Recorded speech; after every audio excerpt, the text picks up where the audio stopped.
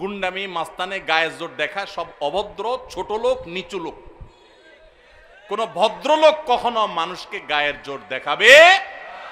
যদি কারোর কোনো কিছুতে গায়ের জোর আগে চলে আসতে হয়, বেশিরভাগ ক্ষেত্রে মাস্তানে গুন্ডামি করার মানসিকতায়, বুঝতে হবে এটা হলো আস্ত ছোট লোক।